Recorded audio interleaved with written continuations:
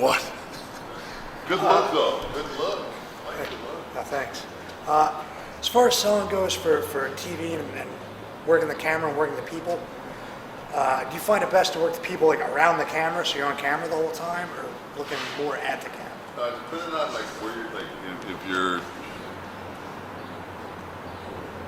if you're working for Vince, the camera guys are so good, and there's so many of them. I mean, they've got. I want to think now they've got 11 cameras out there. So it's just like, there's no way, and Kevin and Kerwin and those guys in the truck are so good and have been doing it for so long. It's just, it's if you really, if you're going to do something spectacular, of course you want to smarten the truck up so they don't miss it, because there's a chance that, they could be doing an ISO or something else you did earlier. But I think you can work the people and look at the people, just unless you're doing like the, I was talking about this earlier today. We had a deal where Scott and I were doing a run-in, and Hogan was in the ring. And people, people say Hulk Hogan, he can't work a leg, and I'm one of those people like, I don't know, man. If I had to pick somebody to work with 100 nights in a row, it'd be him, because I know I'm going to go to the gym the next day, and ain't one thing going to be hurting on me. And that's kind of what the business is like, And I mean, I love Bill Goldberg to death, but fuck a 10-day run with him. He'd wear those damn MMA gloves. I guess because they were padded, he'd just belt you with them, because I guess he didn't feel it. I'd be like, dude, uncle, potato. But Hulk did the thing where they made. He had really got some heat on Luger, and Luger made the blind tag behind him, and then the Giant came in, and Hulk was doing his shtick to the to 2/3 of the crowd. The Giant came in, was standing right behind Hulk, and we're sitting there at the monitor. Me and Scott were like, "Fuck, dude, turn around! You're losing them. You're gonna lose some people." And then people just kept getting louder and louder. I mean, he turned so slow. I mean, the spot from when they made the tag to when he actually turned around and Giant hit him was like 3 minutes. I mean, it was like and it wasn't dead air 3 minutes. It was 3 minutes you going,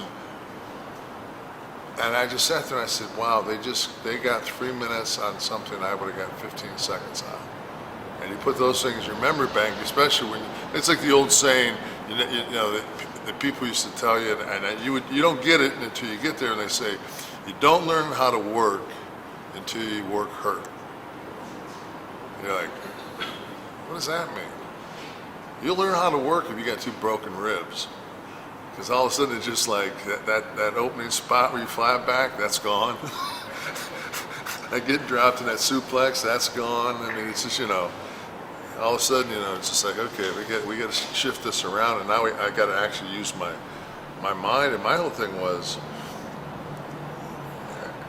the least amount of bumps that you can take. I mean, there's a bump limit. And a lot of guys, I mean, obviously guys have much higher ones than others, but there's very few flares out there. A guy that can, at 60 years old, can still take 4 backdrops a night. But that's just the whole thing. I mean, this is you basically are your corporation. Like, you're your entity. This is what you're going to do to make a living, to pay your bills, to feed your family, or if you're just doing it to get a piece of ass. I mean, whatever your motivation to doing it, or you just dig it. The thing is you have to treat yourself as I mean, you're a company. If you're fucked up, you got a bad neck, you don't work.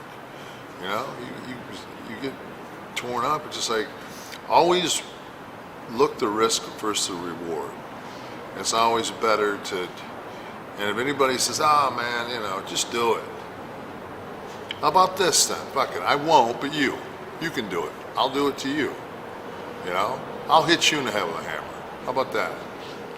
Well, I don't want that. No, I don't want to do that. Well, you can hit me with one, but you don't want. No, it's like, take care of yourselves, man, because I tell you, once you have one of those nagging injuries, this shit ain't fun. It's rough as it is, And this is the hardest part. this here's the hardest part. If you can go out here and do this in front of your peers, and that's it.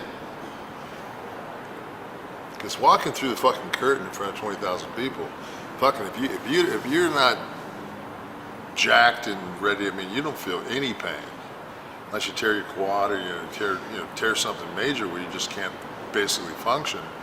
It's usually a half hour later and you're in the car. You're like, Jesus, what did I do? I did something on my neck, but I didn't feel it. I didn't feel it in the ring. And that's another thing. It's just once you have something that's chronic, like my knees are horrible, and to the point where like 4 or 5 years ago, I just caught, did a duck the clothesline, duck the elbow, cross body. I caught the guy and just gave him a backbreaker. And when my knee hit that mat, I was like, oh fuck. And it was just like overnight. It was like one of those things that they were so bad for so long, and now it was just so much bone on bone that it was so it's just like, okay, I can't do that. I just couldn't. It's gone. When you got 6 moves and one's gone, boy, that's that's rough. But you have to adapt. But no, just like I said, you guys just and take care of each other, man. That's another thing, just don't be selfish. Don't. If a guy, look out for each other. If a guy's wanting to do something stupid, and you don't, and you'll figure it out that where you need stuff and where you don't need stuff. I mean, if you're in a table, ladders, and chairs match, that's one of those matches where you just know, hey, I'm gonna leave some of my career out there tonight, and that's just, but. Do you really want to get slammed into a bunch of thumbtacks in front of 20 people? My call is no. I don't particularly. I don't know where those thumbtacks have been. I sure as hell don't want to have tetanus or get a staph infection or something like that for, $100 payday. So, I always risk those. I mean, it's like,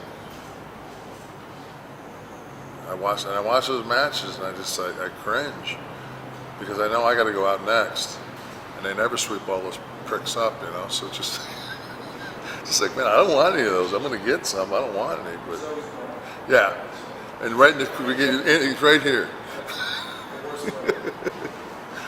But what up, man? You were late. Oh, the hooker.